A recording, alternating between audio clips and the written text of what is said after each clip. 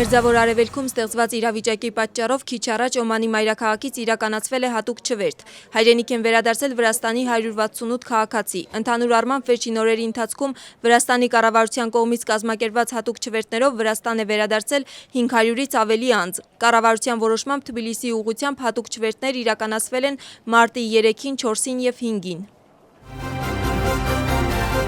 Վրաստանի վարչապետը հեռախոսով զրուցել է Ադրբեջանի նախագահ Իլհամ Ալիևի հետ։ Կառավարության վարչակազմի տեղեկությամբ Իրակլի Կոբախիձեն մտահոգություն է հայտնել Ադրբեջանի Հանրապետության Նախիջևանի ինքնավար հանրապետությունում անօդաչու սարքերով իրականացված հարձակման հետ կապված։ Վրաստանի վարչապետը Իլհամ Ալիևին հայտնել է համերաշխություն և տեղի ունեցածի հետևանքով տուժած քաղաքացիներին մաղթել է շուտափույթ ապաքինում։ Կողմերը ընդգծել են երկու երկրների միջև գոյություն ունեցող ռազմավարական գործընկերությունը, սերտ քաղաքական հարաբերությունները և տարածաշրջանում խաղաղության ու կայունության պահպանման առանձնահատուկ կարևորությունը, ասվում է կառավարության վարչակազմի կողմից տարածված տեղեկատվության մեջ։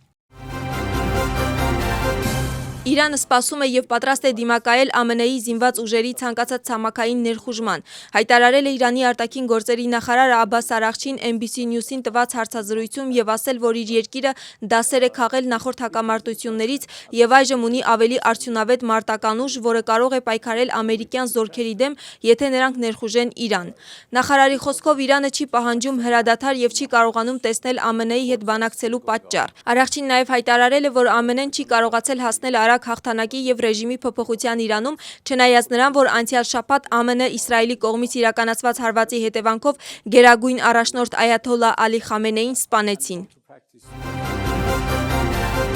Դոնալդ Թրամփը հայտարարում է, որ ԱՄՆ-ի բանակը ամբողջությամբ ավերում է Իրանը։ Այդ մասին ԱՄՆ-ի նախագահը հայտարարել է Սպիտակ տանը կայացած միջոցառման ժամանակ։ Նրա խոսքով ԱՄՆ-ի զինվորականները և Իսրայելը իրանական թիրախները լիովին ոչնչացնում են նույնիսկ նախատեսված ժամանակից շուտ։ Թրամփը նաև նշել է, որ Ամերիկան Իրանի անօդաչու թռչող սարքերին և հրթիռային համակարգերին ամեն ժամ հարվածում է։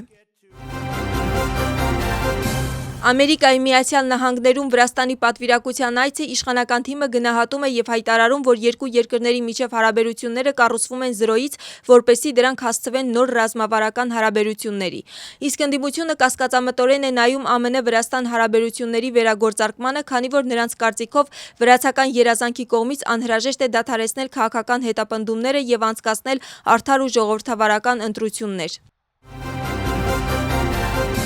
Վրաստանի կրթության, գիտության և երիտասարդության նախարարությունը սկսել է նոր նախագիծ «Հանրային երկխոսություն ներառական կրթության մասին» անվանումով, որի նպատակն է զարգացնել և բարելավել ներառական ծառայությունները։ Նախագծի շրջանակներում Թբիլիսիում կայացած առաջին հանդիպումը բացել է նախարար Գիվի Միքանաձեն, ով խոսել է ներառական կրթության ամրապնդման ուղղությամբ իրականացված և նախատեսվող նախաձեռնությունների մասին։ Նախագծի շրջանակներում բոլոր տարածաշրջաններում կանցկացվեն պանելային քննարկումներ ուսուցիչների, ծնողների և համապատասխան ոլորտի մասնագետների հետ, որպեսզի ստացված հետադարձ կապի հիման վրա նախարարությունը հաշվի առնի բացահայտված կարիքները։